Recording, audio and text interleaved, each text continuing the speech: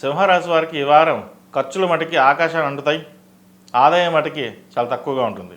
రాష్ట్రాధిపతి అయిన రవి ద్వితీయంలో ఉన్నారు, శుక్రుడితో కలిసి. తృతీయ దశమాధిపతి అయిన శుక్రుడితో కలిసి ఉన్నారు. శుక్రుడు నీచబడి ఉన్నారు. కుటుంబంలోనే ఐక్యమత్యం పెరుగుతుంది. ఖర్చులు అంటే శుభకార్యానికే ఖర్చు పెడతారు. ఒక రూపాయి వస్తే 10 రూపాయలు అప్పు చేస్తారు. అప్పు చేసి కార్యక్రమం చేస్తారు. మనం 10 మందిలో హుందాగా ఉండాలి, పరువు పోకూడదు, కోపం అణుచుకొని ముందుకు వెళ్ళాలి.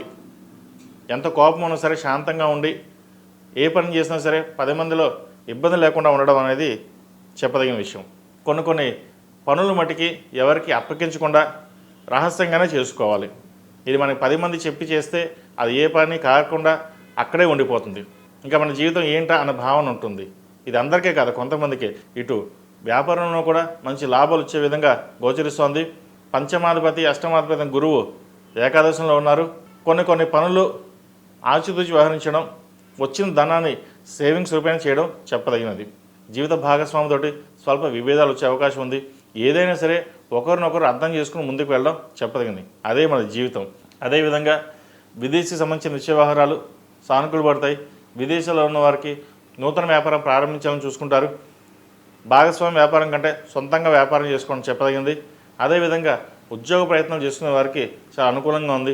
మంచి ఉద్యోగం వస్తుంది. ముఖ్యంగా చార్టెడ్ అకౌంట్స్కి, రియల్ ఎస్టేట్ రంగంలో ఉన్నవారికి, ఫైనాన్స్ సెక్టర్స్ ఉన్నవారికి, ఎంబీఏ, అడ్మినిస్ట్రేషన్ ఈ రంగాల వరకు చక్కగా ఉంది. సాఫ్ట్వేర్ రంగం వారికి అంతంత మాత్రంగా ఉంటుంది. వచ్చిన అవకాశాలు చేజారిపోతుంటాయి. అవి మళ్ళీ ప్రయత్నం చేయండి, వస్తుంటాయి. సినీ కళారంగాల వారికి గడ్డుకాలం అని చెప్పొచ్చు. వచ్చిన అవకాశాలు కాగా పోతాయి. డబ్బు కూడా ఖర్చు అధికంగా ఉంటుంది. అదేవిధంగా మల్టీమీడియా, కాస్మెటిక్స్, బ్యూటీషియన్స్ ఈ రంగాల వారికి కొంతవరకు పర్వాలేదు అనిపించవచ్చు. చిరు వ్యాపారస్తులకు, హోటల్ మేనేజ్మెంట్ వ్యాపారస్తులకు బాగుంటుంది. ఈ రాశివారు ప్రతిరోజు ప్రతినిత్యం ఆదిత్య హృదయం పఠించడం, శని స్తోత్రం పఠించండి. అష్టమ శని కాబట్టి శని స్తోత్రం పఠించి శనివారం నాడు నల్ల నువ్వులు దానంగా ఇవ్వండి. తద్వారా ఈ అష్టమ శని దోషం ఏదో ఉంటే కొంతవరకు తగ్గుతుంది.